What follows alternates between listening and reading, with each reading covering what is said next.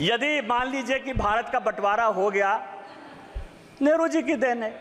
Emergency आप लेके आए, ऑपरेशन ब्लू स्टार आप लेके चले आए, श्रीलंका में पीस कीपिंग फोर्स आपने भेज दिया, 2G 4G 3G सब आपने कर दिया। इसीलिए मैं आपके गांधी फैमिली का बड़ा सम्मान करता हूं। पूरे के पूरे मैनिफेस्टो में 52 में 57 में 62 में 69 में 71 में 77 में 80 में 84 में 89 में और 91 में, ये सभी मैनिफेस्टो में इन्होंने कहा कि हम ओबीसी रिजर्वेशन के खिलाफ।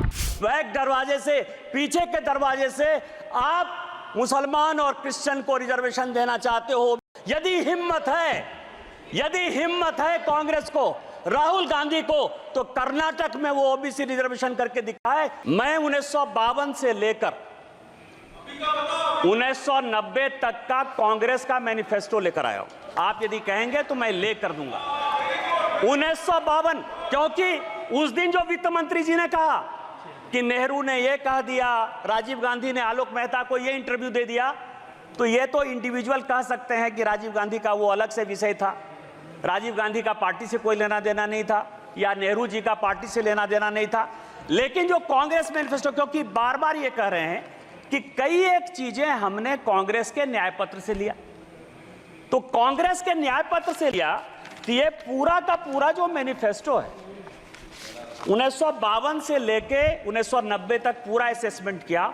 इसमें आपको आश्चर्य होगा सभापति महोदया कि पूरे के पूरे मैनिफेस्टो में 52 में 57 में 62 में 69 में 71 में 77 में 80 में 84 में 89 में और 91 में, ये सभी मैनिफेस्टो में इन्होंने कहा कि हम ओबीसी रिजर्वेशन के खिलाफ।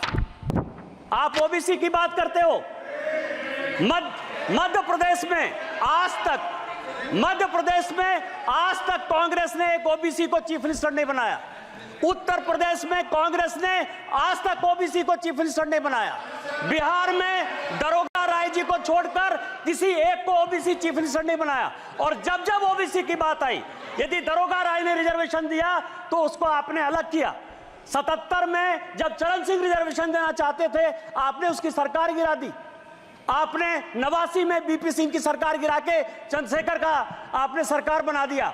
और जब गुजराल साहब ओबीसी जनगणना कराना चाहते थे तो आपने 97 में उसकी सरकार करा दी।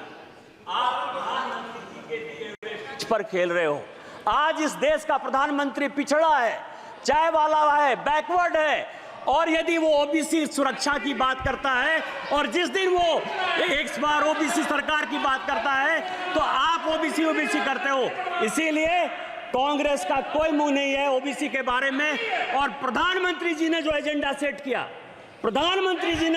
सेट किया, कृष्ण की तरह चारों तरफ आप बिलबिला रहे हो और सारी ऑपोजिशन की पॉलिटिकल पार्टी कौरव की तरह प्रधानमंत्री के एजेंडे पर ओबीसी चिल्ला रही है। और ओबीसी का कोई कल्याण यदि होगा, यदि आप में ताकत है तो 2011 में ओबीसी रिजर्वेशन जो कराया वो क्यों नहीं इंप्लीमेंट हो पाया।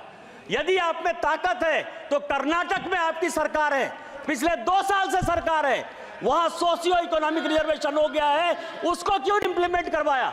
इसलिए नहीं करवाया कि इस्लाम और क्रिश्चियनिटी 2 ऐसे धर्म हैं जो जाति की बात नहीं करते हैं, और उसमें 86 जाति क्रिश्चियन की और 56 जाति मुसलमान की। उसको ओबीसी बैक दरवाजे से, पीछे के दरवाजे से आप मुसलमान और क्रिश्चियन को रिजर्वेशन देना चाहते हो ओबीसी में, इसीलिए आपकी हैसियत नहीं है और इसीलिए आप जातिगत जनगणना की बात करते हो। यदि हिम्मत है कांग्रेस को, राहुल गांधी को, तो कर्नाटक में वो ओबीसी रिजर्वेशन करके दिखाए, तो मैं मानूं कि इस हाउस में जो आप बात करते हो उस हाउस की बात करते हो।